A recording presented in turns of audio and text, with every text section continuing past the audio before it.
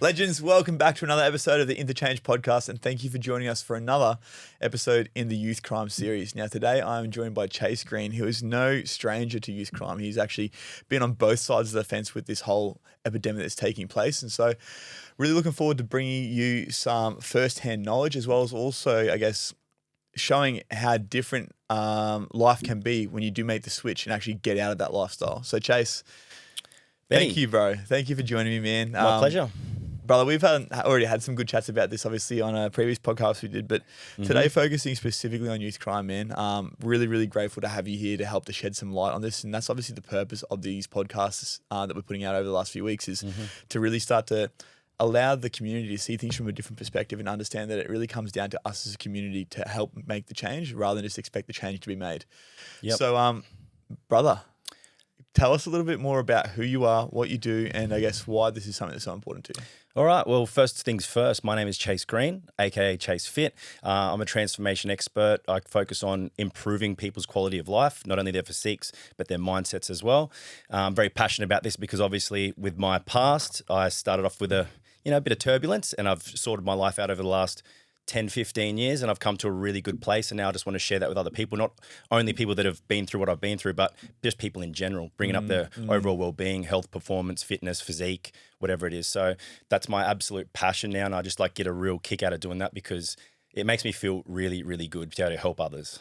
Gotcha, bro. And so you said you had a bit of a turbulent past. Yes. So can we talk into that a little bit, brother? Yeah, we can, man. So basically, it started back as a youngin', but won't go into a hectic lot of detail, but I'll break it down for you. If you want to go into hectic detail, then go watch our previous podcast. Yeah, we've already done a link one for that down below. Yeah, which is quite a longer podcast. Yeah. So yeah, that one there breaks it all down.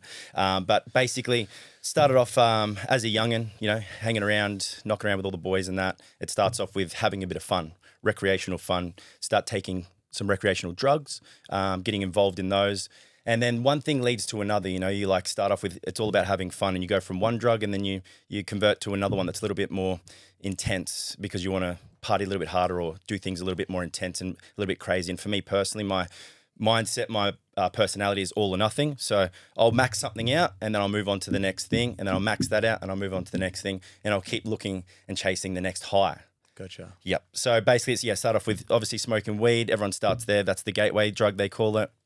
Goes from obviously drinking with that as well. Then we moved on to taking pingers and stuff like that as kids, going out, partying, having fun at the time. How old were you when you started taking pingers and I guess partying, if you like? Yeah, so probably I would say the party stage started around about 17, I would say.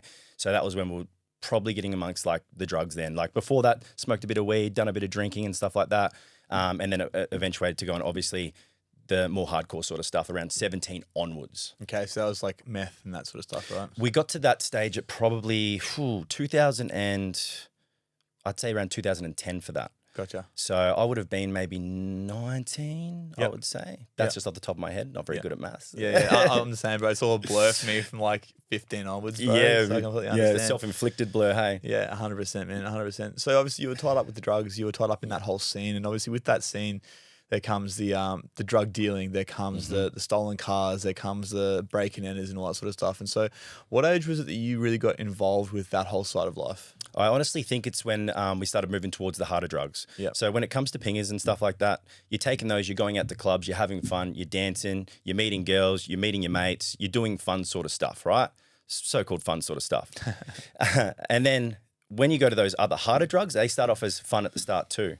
But then things get a little bit crazy because obviously you're staying up for a longer period of time. If you're having a pinger, you're going to be high for a few hours. You may take multiple and it may go spread over a 24, 48-hour period, but you don't really carry on much longer than that. Now, when it comes to smoking meth or smoking amphetamines in general speed, 7 days was the longest that I stayed awake for straight without sleeping. And then when things get like that, obviously the crowds you hang around become a little bit different. You'd be hanging around people that you wouldn't normally associate with if you were sober. And then you start doing things that they're doing, and not to blame anyone and say it's their fault, but you start to see what sort of world there is, or you could call underworld there is. When everyone goes to bed, these people come out to play, you know what I mean? Because nighttime is when they all get busy. You know, everyone stays inside throughout the day, and then at night time everyone goes to sleep. But these guys start getting lit up like Christmas trees, and that's when all the action happens. Of course, so when everyone else is going to sleep, we're getting ready to go. Absolutely, that's our prime time, right? Yeah. Okay, so obviously you got into this side of life a little bit later on than most people, but we want to really talk into this youth crime epidemic, which is really affecting young kids, like, 12, 13, 14, out stealing cars. Like, from your experience and obviously being around that life, what was the age of the youngest kids that you were sort of associating with or know of that were doing this sort of stuff? Yeah, so basically, to break it all down and knock it out in a nutshell for you, is I didn't know how old these kids were at first, but it's going to blow you away. But at first, I was buying a car through a mutual friend, or buying cars through a mutual friend. So buying stolen cars, right? Yeah, buying stolen cars, not legit. Yeah, why was it you were buying stolen cars at the time? Oh, yeah, the reason why is because I was on the run at the time. So I was wanted by Task Force Hydra, and they were chasing me down and trying to hunt me down and collect me and put me away.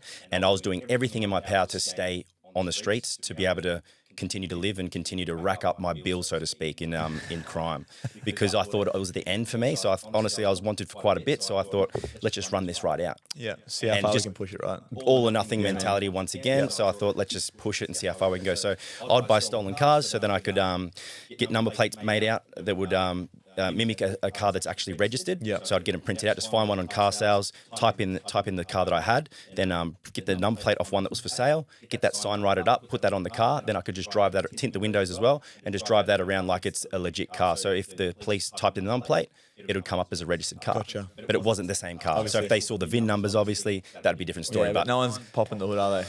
Well, we're not stopping. Let's be fair. That was the go back then. You do not stop. So yeah, which is nothing to be proud of, honestly, and have a laugh about. But it is quite laughable looking back at my life, or looking at my life now, as opposed to the way I was back then. So reckless. Right. Yeah, it's pretty crazy. So that's why I do laugh about it. But it's definitely not a laughing topic. Yeah, it's completely reckless and stupid. But yeah, a mutual friend was lining up the cars for me. And because I had no connections for cars. And so he would say, okay, just meet me at this place, this time, it's this much for this car. And what were you paying on average for a stolen car? Because the cars that you were driving weren't no low end, like you said, Ford Falcon or anything like that. These were like high end cars, right? Yeah, so all luxury cars, Mercedes, Audis, GTS 307s, ML 500s, Audi Q5 turbos, BMWs. They were all high-end cars, performance cars, and they were setting me back around about $1,500 per car. Right. And they were coming with spare keys in perfect condition, and like I'd never driven any sort of cars like this before. I had my own Mercedes at that time. It was legit, but it was nothing on these things. These things were brand new, you know what I mean? So the way these guys were picking up these cars and coming to the meetup with spare keys in hand, it was like 2 sets of keys, a brand new car, and that $1,500. It was a no-brainer for me at that point in the situation that I was currently in. Yeah, right. Yeah, and then basically I got introduced to these guys eventually, because I was like, who are these guys? And I was expecting guys that were similar to me. And the mate goes, look, we'll set up an arrangement. You can meet these guys, da-da-da-da-da. And then I met up with them, and I was just blown away. One was like about 14, 15 years old at the time, and he was like the professional, the gun. Like, he was the one that was organising everything and getting everything. So I was just absolutely blown away. I just couldn't believe it. Yeah. Crazy to think that like these 13, 14, like you said, 15-year-old kids are out there stealing these cars, creeping on houses. And that's obviously how they get the cars, right? They creep on the house. But it becomes a lifestyle for them. Yeah, right? It absolutely. becomes a lifestyle. And like you said, you've been on that end of it as well, right? You've been on the other side of people trying to break in and steal stuff from you. Yeah, I think that's karma. So basically, I'll break you down the story in a quick way. But it was Australia Day, and I was out with a few mates and stuff, and we had a houseboat, and we were having a few drinks and stuff and enjoying the day. Had a ripper day, went back to my mate's house, and obviously this is when life was good for me, and it still is now, obviously, so I wasn't in trouble. So I was just hanging out, staying at my mate's house, didn't want to drink, drive home, obviously, so I was just going to crash there. Ended up crashing there, but I crashed downstairs on the couch. And then I just heard some noises that woke me up, and I was like, what's that? I thought nothing of it at first, and then tried to go back to sleep, then heard the same noise again. And you know when you hear a noise and you don't hear it again, it's like, whatever. Yeah. But it was repetitive. And then I could hear footsteps. And then I was like, you're kidding. And then so I went and had a look out the window, and there's two, I'm going to say that they were young. You could tell they were young. Two guys, I'm guessing. They were covered up, and they were creeping through my mate's car. And I'm like, you're kidding. And they're opening up the doors, and they're trying to maybe find keys. Hopefully there were keys in there. Being Australia Day, some people may leave their keys in their cars because they've been pissed or whatever and just not worried about it. And in saying that, we left the front door unlocked that day or that night. So it wasn't locked. And they started creeping towards the front door. So I was like, okay, here we go. And it was very quiet, so I couldn't yell out for backup or assistance because I had a mate that lived in the house. He was upstairs, and he would have been good assistance at the time. So I just hid behind the door and waited for them to creep through the door. And I watched them, and it was pretty funny because I watched them open the door, and they got in and they looked at each other, and they went like nodded at each other like we're in, like it's unlocked, and they start creeping in. And I was like, wow, okay. And then they went to shut the door behind them, like just half shut it. And then boom, I just jumped out and tackled both of them into the wall and got into them.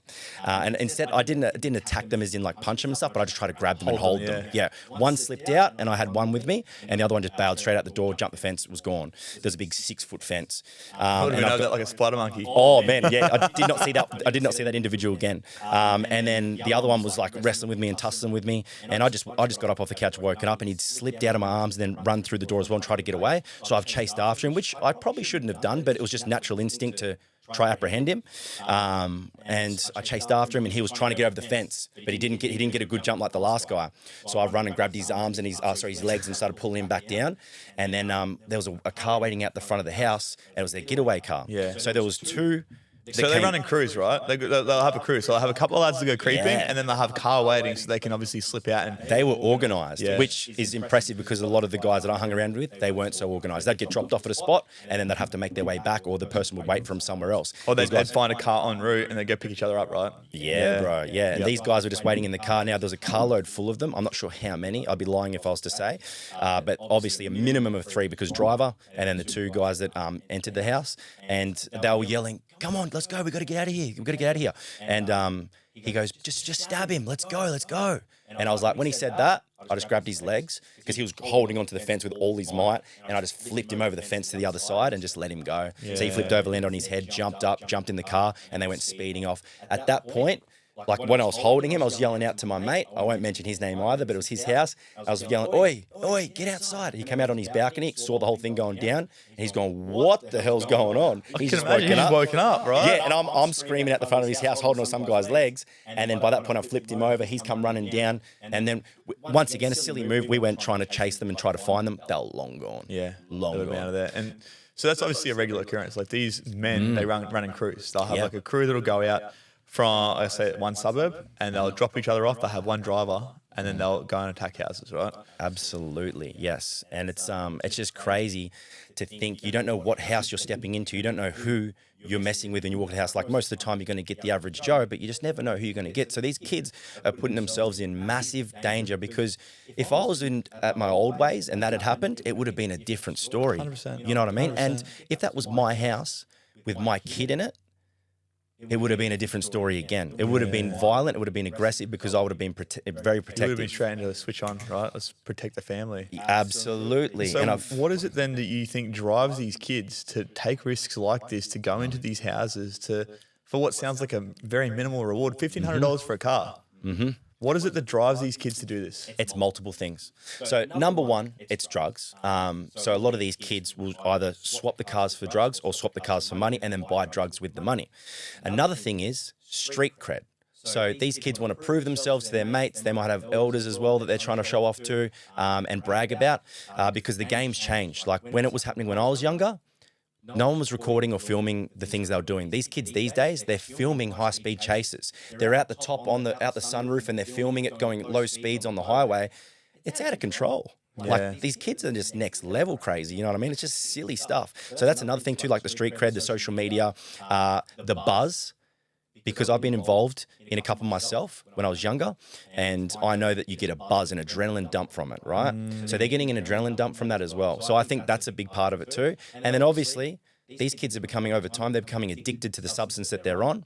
And most of the time, it's ice or it's smokable speed of some sort, and they need to get on. So they're either running low on funds, running low on gear, and they need to top back up. And the easiest and quickest way to do it whilst gaining street cred, whilst gaining an adrenaline dump, is going and stealing a car from a house. Gotcha. And so a lot of the talk, especially on social media and the media itself around these kids, is lock them up. That's what they're saying is going to be the solution. What do you think of that? Nah, I've been locked up. I know what happens in there. If anything, it makes a lot of people worse. So I don't know the stats. I'm going to be guessing here. But out of all the people that I met, I would say 10% of them improve their life after jail. You and I are two of those right there. Yeah. 80%, they say 80% of men aged 10 to 25 that are incarcerated will be back in jail within 12 months because of lack of support. It's incredible. 80%.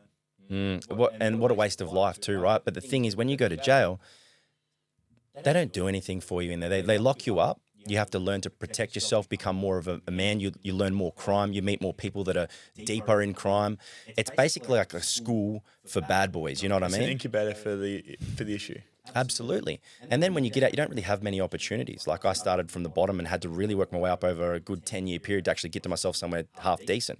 These guys are coming out and like the kids that I was telling you about that we were involved with, they didn't have like I met their one of their mums, and just drug addicts and no hope, basically, not to be rude, but they had no support. There's no one out there actually that they could go to and could say, hey, this is how you're supposed to do life, because they weren't doing life. That's the reason why they turned to the streets, because they didn't have anything, you know what I mean? That was the only thing they knew. It's like, especially for kids, right? It's like what looks good to them. It's like drugs, money. Look at the guys that are making money, who are they? They're usually around in that environment. It's the drug dealers, the bikies, the people that are tied up in that lifestyle, right? They're the people I looked up to as I was younger. And but I actually had my family's pretty good. Like they drink and stuff like that, but they're not like drug addicts, or they're not nobodies. They still have jobs. They hold shit down. They've taught me the right ways. But hey, when drugs are involved, you don't think as clearly, right? And you start making stupid decisions and hanging out with the wrong crowds, and then everything eventuates. I think for these kids to actually be put back into society and be usable and functional in society,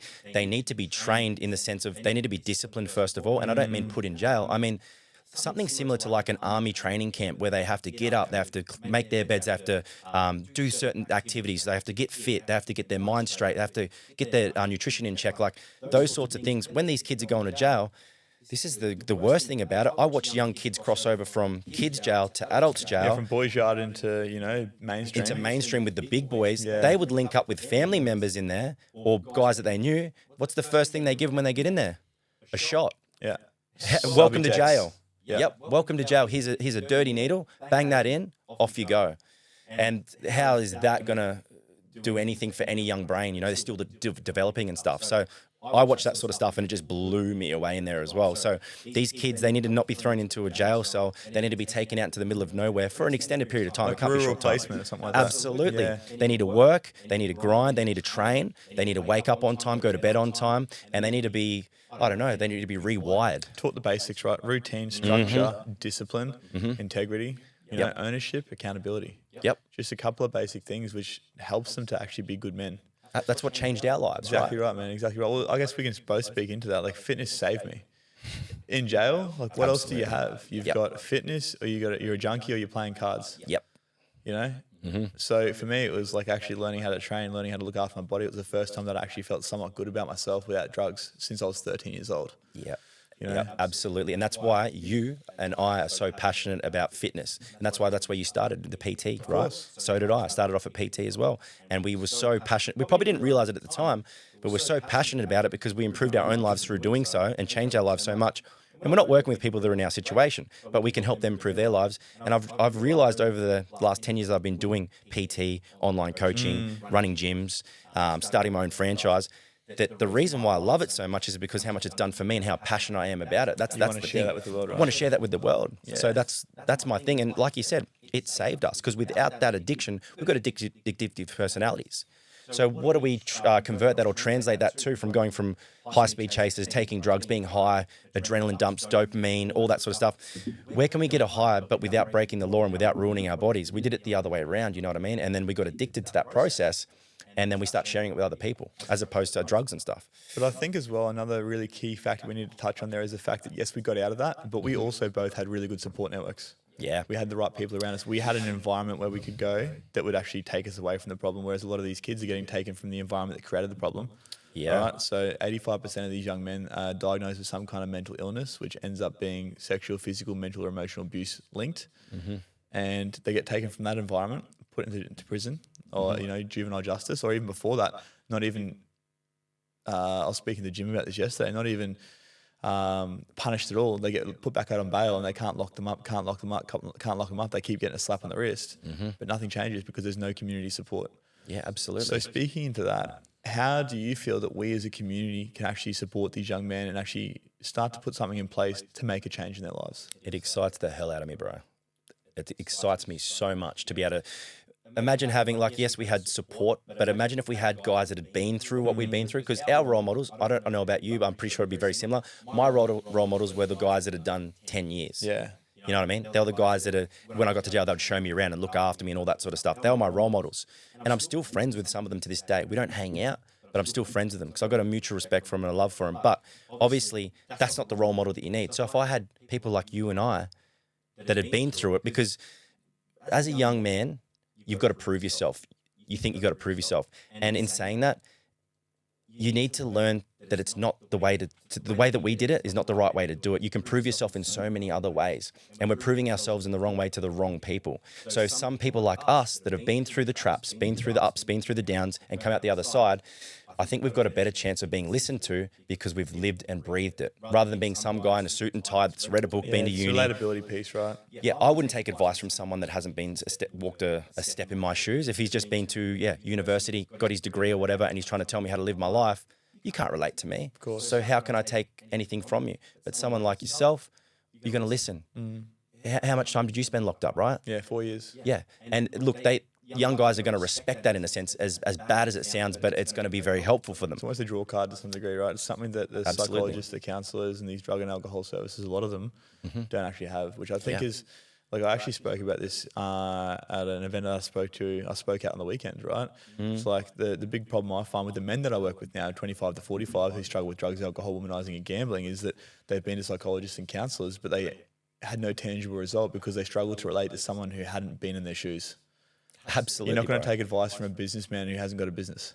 Yeah. You know, you're not going to take advice on buying a house from someone who's in the rental market. Exactly right. You know, so why would these kids listen to the Tom, Dick and Harry that are just reading from a textbook or telling them what they should be doing without actually living that experience No themselves? life experience. I feel like you're way more qualified if you've got life experience in the area you're trying to coach or teach. I feel like that trumps anything. Because imagine if someone said, say for this, for example, right? I was going to be a heart surgeon, but I'd never done anything on the tools. I just read the books and stuff. Obviously, they've got to do practical and theory. If I just done the theory, do you think I'm good to go and start replacing hearts and stuff like that? Would you trust me to do a heart surgery on you? Yeah. No. Probably not. No, I want you to have actually done the You thing. want the guy that's done the thing. Yeah, multiple exactly. times. And learn from the guy that's been doing the thing for a long time. So you want to be coached from the best. It's like I signed up to get a coach for me, for my business. Now, I didn't just sign up with a guy that's good with business. I signed up with a guy that deals with fitness and has made it in that industry and then now coaches others. You're not going to pick someone that's from a completely different area. So for someone like yourself and I, people are more likely to listen to us that have gone through the same thing we've gone through because they can relate to us, you know what I mean? And I think it's going to be a massive thing that you're putting together, you know? And so speaking into that then, like, if you think back to you when you started taking drugs, when you started running a market and started doing crime, what was it that you needed? What were the things that you needed in your life that you couldn't get, that you were seeking, obviously, through external validation? For me, it was more of to be honest with you, I had FOMO. I wanted to be amongst everything with everyone, and I didn't want to miss out on a thing. That was my biggest thing. It wasn't so much missing something, it just didn't want to miss out. So I had that, like, as a youngin', I used to just hang everywhere I'd go. I would make sure I was amongst the crowds and seeing and being part of the action. I didn't want to miss out on a thing. Now I'm completely opposite. I completely stay away from absolutely everything, and I'll just here and there see my people, and then I'll focus on myself. So I'm not sure if it was something that I was lacking or missing, but it started off obviously with partying, recreational drugs and stuff, and trying to enjoy myself, and then it turned into obviously a habit and being addicted. But also, like, for example, there'd be a party starting over here. I'll be there with this crew partying on and that, and then when they start to fizzle out, all right, I'm going to continue on and go to the next, and then go start with the guys that are fresh over here and continue on. So my thing was just like, I just wanted to keep on, like, I didn't want to miss out. You know what I mean? That was probably my biggest thing. It was FOMO. Yeah, so but where did that FOMO come from? Like, was there something that you were trying to fill? Was there like a void that you were trying to fill in some way? Was it you were trying to fit in, if you like, or was it you were trying to be someone that belonged? I've never had a problem with fitting in, but to this day, I don't actually know why I turned to drugs. Because I know why I started, because it was fun. Yeah. But I don't know why I continued, maybe from addiction. And I haven't had a problem fitting in with crews and making friends and stuff. It's never been an issue for me. But to this day, I still ask myself that same question, why I went so far. My personality is, like I told you, is like that all or nothing.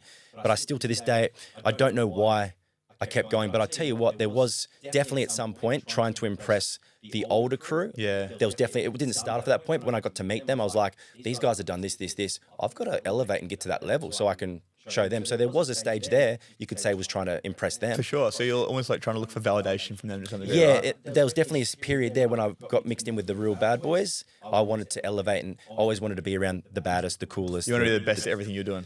Yeah, basically. Yeah. Basically. And so with that being said, then if you were to take a step back to you 16, 17 years old, what would have pushed you in the right direction, do you think? What was it that you needed to be able to go and take the different paths? Because obviously you chose drugs and you chose the fast life of crime.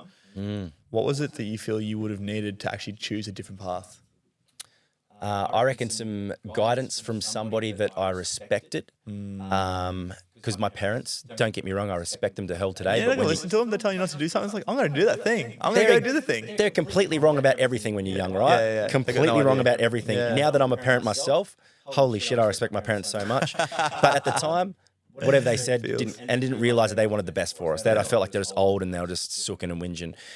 So for me personally, I think I would need a role model that was pretty much what I explained to you before. A role model that has done what I'm about to embark in, the journey I'm about to embark in, that has been there and could say, hey, bro, this is what happened to me and my friends. And look at this. We've lost this person's passed away. This person OD'd. Show me some of the stats, some of the details. Of people that they actually knew, right? Yeah. So I think that if I had someone like that, and then it would probably turn me off. In saying that, I feel like I needed my journey. I feel like my journey made me who I am today. Amen. But I don't recommend it for anybody because it's the hard way. It's the hard way, man. Like the way that we did it, we lost 10 years of our lives. And not all of that was all drugs and stuff, but just not focusing on like self-improvement, not focusing on business, not focusing on anything really positive. We've lost 10 years. So we're 10 years behind the average person that started off just doing the apprenticeship and then going off and then following that right through. So we had to play catch up. Yeah, bro. I feel But with our mentalities and our personalities, we can make that time up a lot quicker because we're all or nothing. So no matter what we do. But yeah, I just highly recommend no one having to do it that way. Learn from someone that's done it, been there, because it seems cool at the time. It seems very cool. Like I thought I was killing it. Yeah, bro. Yeah, I thought I was the man. And I thought the whole world revolved around me. And I thought if I wasn't here, if I died tomorrow, the world would stop. That's what I felt like. I think drugs have a big impact on that. You feel like that you're it. And without you, because you have a lot of power when you're doing it, you know what I mean? That's it, right? It comes back to the power. It's like, once again, for me, it was like, because I struggled to fit in. I struggled to actually find my people. But when you've got drugs, everyone's your people. Everyone's your people. Everyone. Yeah. And it's a great way to find out who your friends are when all that's taken away from you, for example, jail. And then you figure out who your real friends are. And that was a big turning point for both of us, I would say. 100%, man. And just lastly, for us as a society and us as a community, how do you think we can start to curb this youth crime? What would be your view on that? I think, okay, so when I say first things first, it's education. And I'm not saying read a book, this and that. They need to be educated on how serious like the outcomes are. So like sharing our stories, like we've lost multiple mates. Getting I've lost more people like us to talk. Absolutely. Guys that have lived it, breathed it, done it, and made it out you know what I mean? Made it out the other side. I think they need to be shown some of the life stories that happened to others, like friends of ours that aren't here today. I think that would be huge to show how they went and where they ended up, because we're rare stories. We're not like everyone that started. Definitely the outliers. Absolutely. Like think about everyone used to hang around with. Where are they now? Yeah, bro. Like they're either dead, in jail, addicted, or they don't even exist anymore. No one even knows where they are, who they are. I haven't heard of them. Yeah. Yeah, which is really sad. And what was the stats on ice addicts coming good? 5%. 5%. 5% of people that smoke meth will ever come good. Yeah. So I think they need to basically, they need to be shown from people that have lived and breathed it, and that's huge. That is massive. Awesome, bro. Well, man, thank you so much for coming out today and having a My yarn pleasure. and sharing a story and sharing a podcast with me again, bro. Yeah. Where can people find you if they want to hear more about your story, or even just reach out and be like, you know what, I'm fucking struggling with this shit. Absolutely. If you're reaching out and you're actually serious, you want to get help and make a change, because this is what I tell people. Like, we can give all the advice we want, but if you don't put it to good use, and I've given advice to so many people, Yeah, I and hear that. some come through. Yeah. But if you're ready and you really want to make a change, reach out, because I've got the blueprint, and it took me 10 years to develop the blueprint of how to get off the shit and how to get yourself straight, mindset training, all that sort of stuff. It all starts with self-work. But yeah, you can find me at Chayse Fit. Instagram's the best place to find me. But yeah, if you're fair dinkum and you're dead set serious about making an actual change and you're prepared to actually flick the switch and go all in, reach out. But don't waste time and try to tell stories and more stories. We sat here and we talked a few stories and stuff like that. None of it's to be proud of. It did make me who I am today. But at the end of the day, if you're really serious, reach out, and I'm more than happy to fill you in and tell you some really dark stories to show you where you could end up. Stuff that we probably shouldn't have spoken about on the podcast type thing, right? Yeah, absolutely. Thanks for coming on, man. Appreciate you. My absolute pleasure, brother.